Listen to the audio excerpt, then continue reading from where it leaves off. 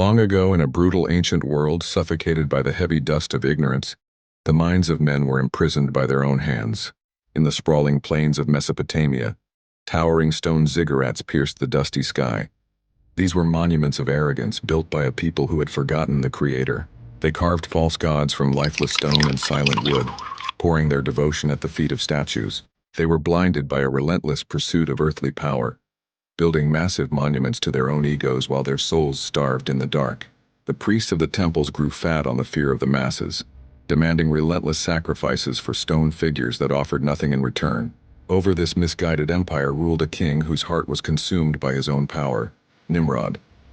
He was a tyrant of terrifying authority who drank the poisonous wine of pride.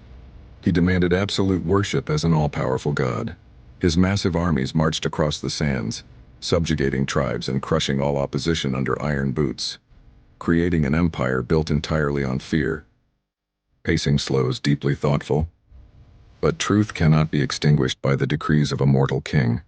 In the suffocating heart of this darkness, a single light was kindled. Ibrahim, peace be upon him. He looked at the idols his father carved, and his soul rejected them completely. Searching for ultimate reality, he observed the star, the moon, and the blazing sun. As each vanished from the sky, his heart found absolute clarity. He boldly declared, "O my people, I am free from what you associate with Allah." Ibrahim stood entirely alone against the terrifying might of Nimrod's empire. He debated with his people, asking why they worshipped that which could not even defend itself. When they relentlessly mocked and dismissed him, Ibrahim planned a demonstration that would echo through history. On a day of grand festivity, when the city was abandoned for celebrations, he walked alone into the great temple. Sharp. With a heavy axe in his hand, he shattered their illusions. The majestic deities of Babylon were reduced to pathetic, fractured rubble. He left only the largest idol completely intact, hanging the iron axe around its neck. Heavy, dread-inducing. When the people returned, they found their sacred temple in ruins. Their shock mutated into blinding rage. They dragged Ibrahim before the assembly and demanded, "Have you done this to our gods?" With unshakable calm, he pointed directly to the standing idol. "Rather, this, the largest of them, did it. Ask them if they are able." For a desperate moment, the truth stung them. But arrogance is a venomous disease. They chose the violence of bruised pride, bringing Ibrahim before Nimrod himself. Nimrod debated Ibrahim from his throne, arrogantly claiming he too gave life and death. Ibrahim shattered the tyrant's illusion.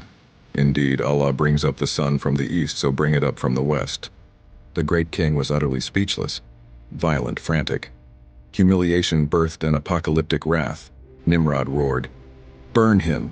For days, the entire population gathered wood, building a pyre of incomprehensible scale. When ignited, it became a monstrous, roaring inferno. The heat was so devastatingly intense that the air blistered, with birds plummeting suffocated from the sky.